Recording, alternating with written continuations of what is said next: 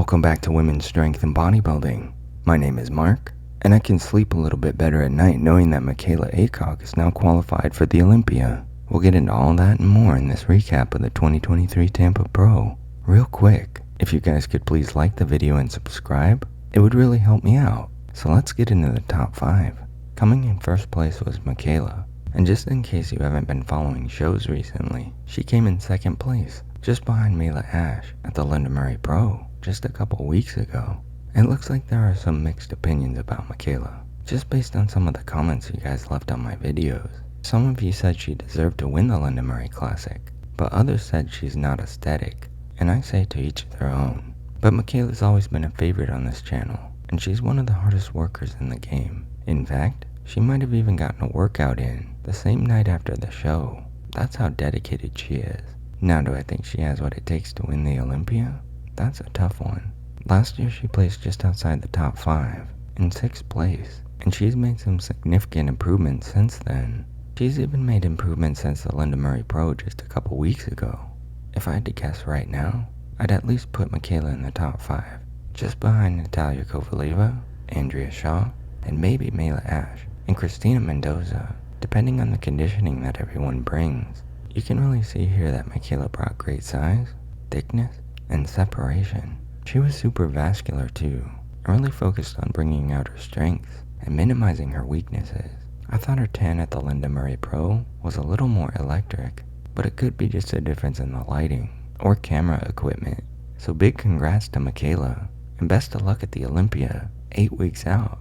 In second place was Nicki Chartrand, and she had a really nice shape here. Good thickness in the delts, down to a tapered waist, and a lot of size in the legs. Like, take a look at the size and the cuts in her quads right here. Looks pretty crazy.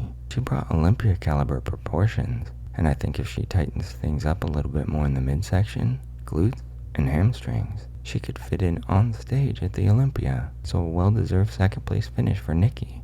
In third place was Theresa Ivancik, and honestly she looked a little bit smoothed out from what we're normally used to seeing from her. Maybe she was doing this show as a trial run on the way to the Olympia, but I was noticing a pretty big lack of detail in the legs, biceps, and midsection. And we've talked about this before, but Theresa is one of those special type of competitors that doesn't really need to rely on her placing so much, because she brings such a great look. She's really good at marketing herself, and it seems like she always has new sponsorships coming in on Instagram.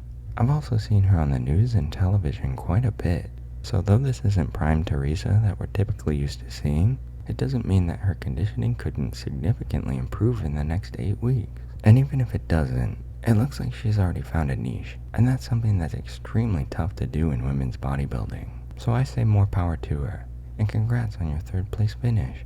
In 4th place was Kyna Squarey, who was able to match her 4th place finish from the Linda Pro.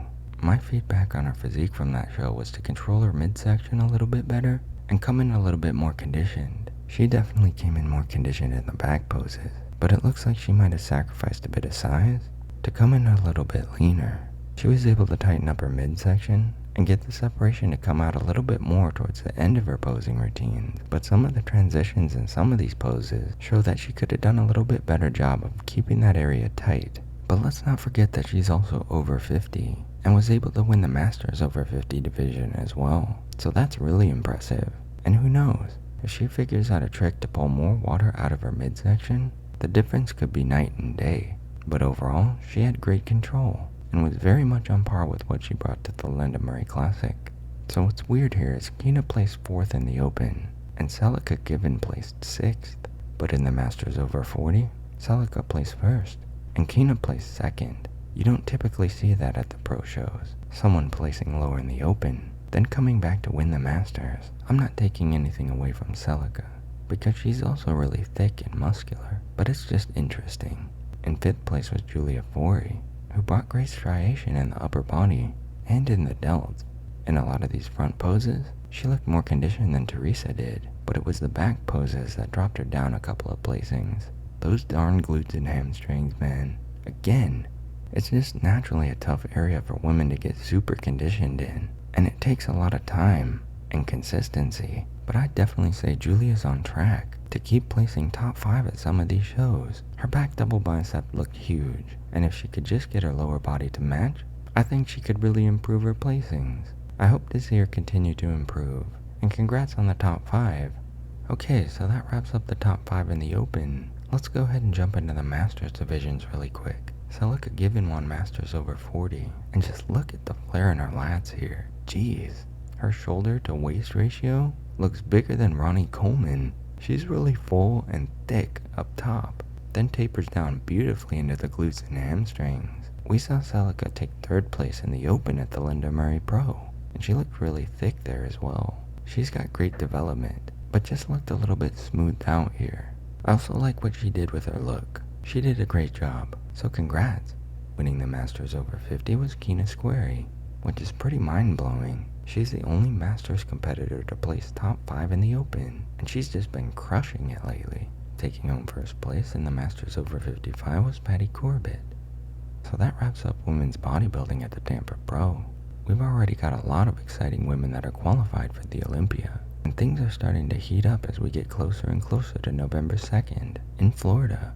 Please like the video, leave a comment about who's your favorite, and subscribe for more great women's strength and bodybuilding content.